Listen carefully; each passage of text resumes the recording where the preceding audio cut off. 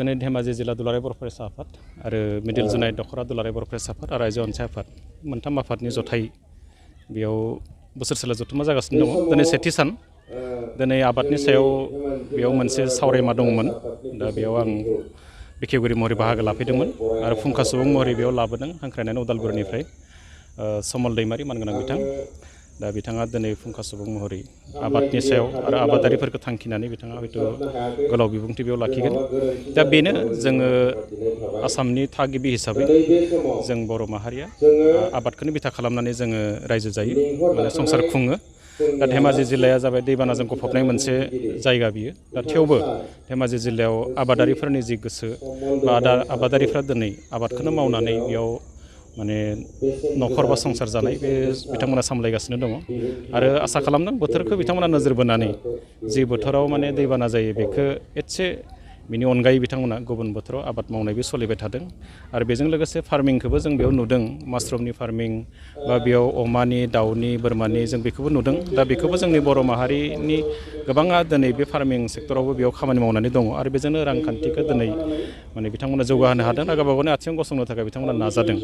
जों नायदों बेयाव फरायनायनि बेलायावबो सुबुं धोन सोरजिनायनि बेलायाव बिसेसकरि मिसिं सम्प्रदायखौ जों बाख्नायनांगोन। बिथांमोना आसामाव ओरैबायदि मोनसे डिपार्टमेन्ट गैया जेरावनोखि बिथांमोननि अफिसार गैया।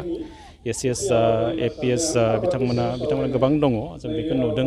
दा बे हिसाबै जोंबो बर'फ्रा बिथांमोननो थाफानानै सुबुं धोन सोरजिनायाव जों एसे नोजोर बोनांगोन। दा जोङो नायदों मेट्रिकनि जेब्ला रिजाल्ट होयो धेमाजि जिल्ला दैबानाजों गफबजाबाबो गोजौआवनो थायो बियो, 1 नम्बर 2 नम्बराव बे थाबाय थायो।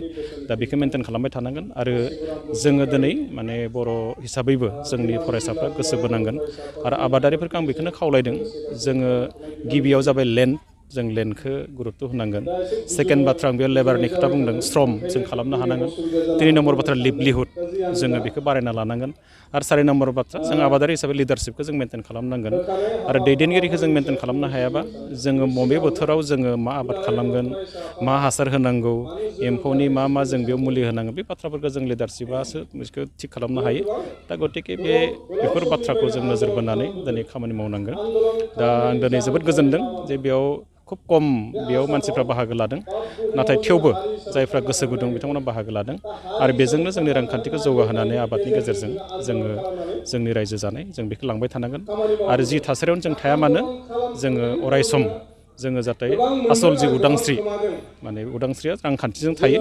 दा गतिके रांखान्थिया जौगानांगौ जायो, आबाद मावनांगोन आरो रांखौ खामायनांगन आरो बेजोंनो जोंनि जि ओनसोलाव जों थाया मानो जोंनि थामोनथा सिनायथि रैखाथि जोंनि राव हारिमु थुनलाइखौ लानानै जों रायजो जानांगोन। बेखिनियानो बर'फोरनि आबाद हाबा हारिमुखौ गोजोर खालामनो थाखाय काउन्सिलनिफ्राय बर' कसारि वेलफेयार अट'नमास काउन्सिला जों माखासे बाथ्रा सानबाय थादों। जोङो दा बिसेसकरि आबाद मावनो थाखाय जों माखासे एजेन्डा जों तैयार खालामदों, नाथाय बाजेटआ फिसाखाय जों जेरैबायदि थांनांगौ बिदि हायाखै।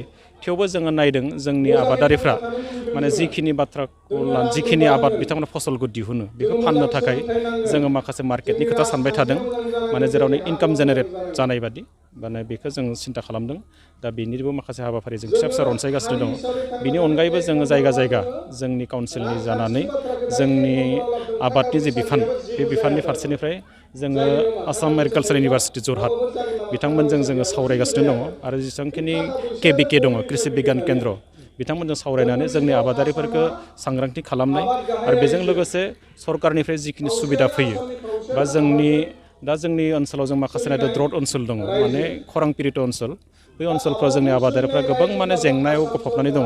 दा बिथांमोनखौ बोरै सहाय खालामनो हायो, दा बिनि थाखाय जोङो कृषि बिगियान केन्द्रफोरजों सावरायगासिनो दङ आरो जि ओनसोलाव आबादारिफ्रा दङ बिथांमोनखौ जौगानांगौनि थाखाय बा खामानि मावनो हानांगौनि थाखाय जिखिनि राहा लामा जोंनि काउन्सिला बेखौ दिहुनगासिनो दं। जों आसा थिदों आसाम सरकारा जोंनो बाजेटखौ गिदिर हरोबा जोंनि आबादारिफोरखौ लानानै जोंनि जि साननाय बे साननाय मथे जों मावफुंनो हागोन आरो जोंनि जिनिखि रांखान्थि जों बेखौ सानसे समाव जों जौगाहोनो हागोन। बेखिनिखौ आसा खालामनो हायो।